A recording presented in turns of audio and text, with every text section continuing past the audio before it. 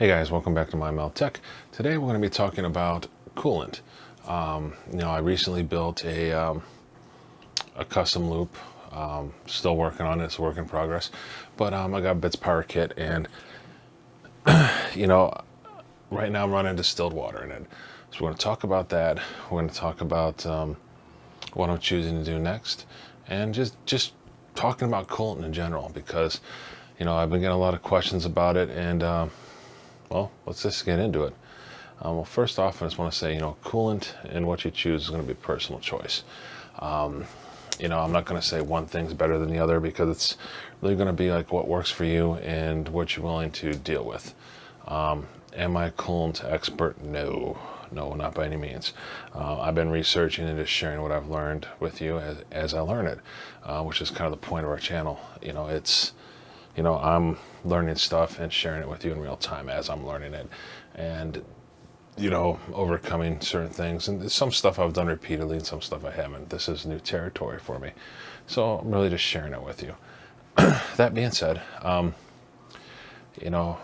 presently I'm using distilled water in my loop, but there's nothing wrong with that. You get a gallon of distilled water for $1. Really, cost effective as far as cooling, because it does the job. But when you get that water, you have to add something to it. You can't just use straight distilled water. I mean, you could, but long term, you're not going to have great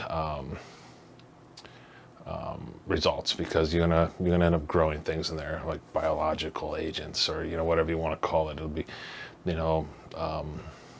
fungus, or just weird stuff will start to happen in there if you don't add some kind of treatment to it to prevent that from happening.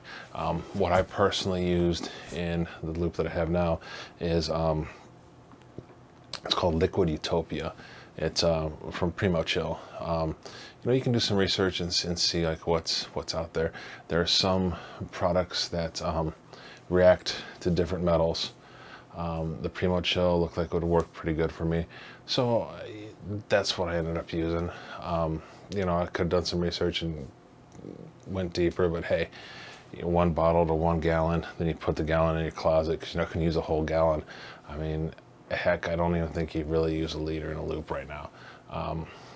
So it's kind of sitting there if I need it. I don't know. I'd have to look and see how long it's good for, and things like that. So that's one option. But the thing about that is it doesn't look fancy. So you want your stuff to look fancy. So we have some options. Like I said, I went with distilled water, so I'm going to talk about that option first. I put a treatment in there. Okay. So distilled water doesn't look bad, but it's clear. My computer, for the most part, I'm going to be doing like a yellow and green. I ordered some yellow and green cable mod cables, and I've got those in there. My lights blink yellow and green and all that happy stuff. So I decided to go with some green dye. Now, a couple things. Never use food coloring. Food coloring is a big no. But we have this dye. Let me see if I can get a good... Oh, yeah, I don't know. There we go. But yeah, that's what I'm getting ready to put in this. So that's pretty cool. But it's UV laser green dye. They advertise, this is from Bitspower, so I got it to go with the equipment. It could have went with a lot of different options, but I decided just to pull the trigger on the Bitspower. It says it's the brightest dye on the market. So something about the dye, you put some drops in and see how it looks, let it cycle. And if you want more, you put more in. Pretty simple. You can also mix dyes. So if you wanted to try to get a different type of custom color, you can get a couple different dyes, and just start mixing them until you get whatever shade you're looking for and how you want it to look. So what's the drawbacks of dyes? Well, from what I've read, they eventually can fall out. They can stain your tubes. Maybe after so many years, maybe 4 years, whatever, you might have to take it apart, clean your system. I gotta do some more research on that part, because like I said, liquid cooling is a commitment. Occasionally you're gonna have to flush your system, clean it out, and then put new coolant in. How often you could do that is debatable. I'd probably say it's somewhere in the years. I've seen some people say every 6 months. No, I don't personally think it's going to be that often, but you know, it's probably going to be every so many years. Maybe you might need to replace tubing, especially if you want to, replace your dye, or change your dye. If you want to go from like green to blue, if your tubes are a certain color, then blah blah. So let's say you don't want to use distilled water. Well, there's a lot of fine, premixes out there, and they have stuff added to them already. You pour them in there, you're good to go. So some things with that, you can do some research, and I highly, highly recommend, if you go with a premix, open up your Google and look for reviews on it. So there's some premixes that are out there. I know there's a Primo Chill View, or however you want to say it, View. I've seen that stuff. It is awesome looking. It's got like this metallic like flake stuff that you can see like the movement in the loop, and it's a very solid color, and then it's got like the glitter that goes through it, and it looks amazing. It's like I love the way that stuff looks. Unfortunately, at this point, I don't think I would use it.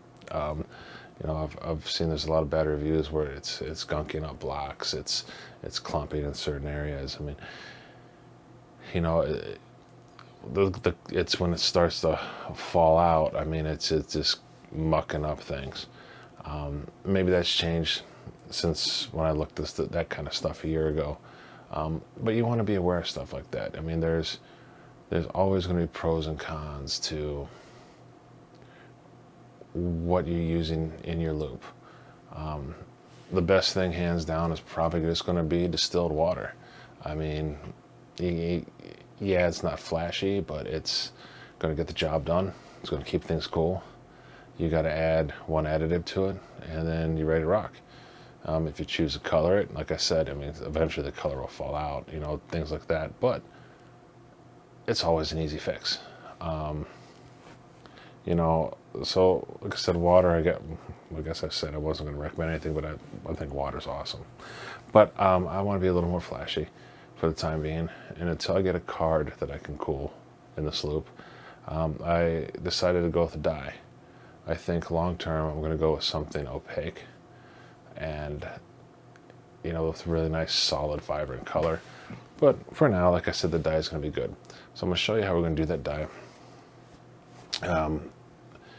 I've changed the lighting on my PC so that it's white, so you can kind of see when it mixes and stuff. But I'm going to put some drops of this in there. I'm also going to top off the block. So when I fill my block, this is what I'm using. You can order these online. Just a squeeze bottle. You squeeze this. I'm not going to squeeze it now because I'll squirt everywhere. But you squeeze it, the water comes out here, and usually I'll fill the block up, and then I'll turn it on, and as it's cycling, I'll squeeze more in, just like a madman, as fast as I can. But like I said, I'm going to put these drops straight in the block. I'm going to watch it mix. I'm going to use this. I'm going to top off my block because, like I said, as it's ran and worked air out of it, the water level's gone down a little bit. But we'll take a look at it. So let's get it started. All right, so here we are. Here's the water block. Like I said, I changed the lights to white. You can see there's a little bit of a gap here, where, the water level's changed. So I took the cap out of the back. Up here in the corners where in the back end this fill cap is, it just sits back here. You can kind of put water or whatnot in there. That's one of the reasons like this is so handy, because you can kind of just stick it in there, and just like that, boom. You add some more in. So that's really convenient. I said I highly recommend those. So we got our dye, and we're going to pretty much do the same thing with our dye. We're going to put some drops in there and see how it looks. Let's go ahead and do that. So here we are. Here's our dye. I'm going to put this there. Get a good angle here.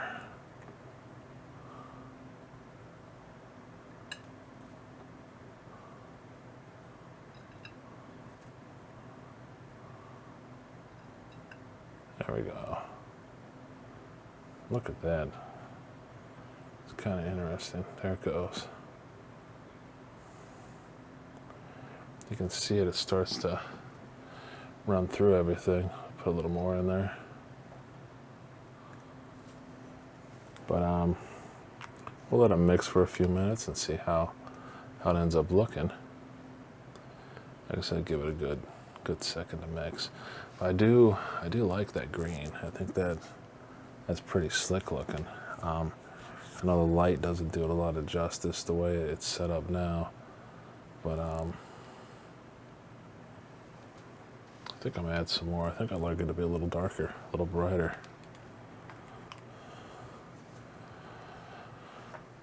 It is definitely cool.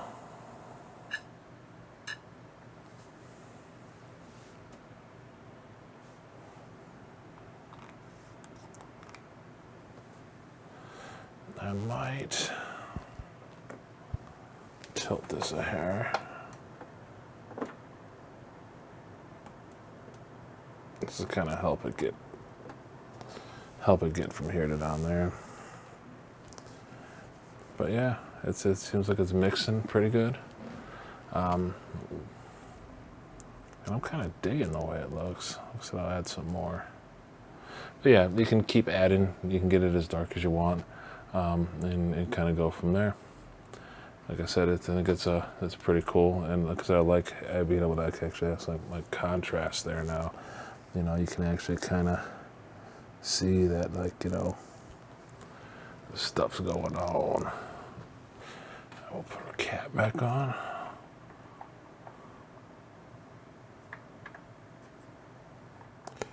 All right, so I've let this run for a few minutes, let it mix up pretty good. For the most part, I'm pretty happy with where the tubes are and how they look.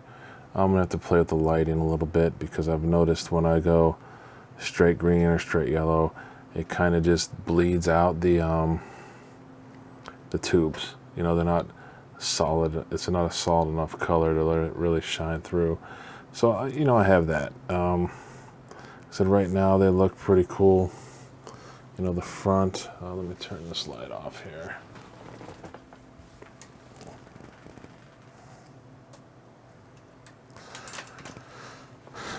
The front, I think looks pretty sweet.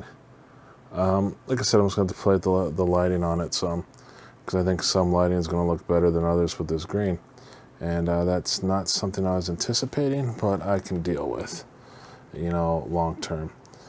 So, you know, like I said, I hope this was beneficial for you guys, and if you got any value out of this, go ahead and hit that like button, and you know, help get the video out there. All right. Thanks again. This is Lewis from Mindmeld Tech, and we'll see you next time.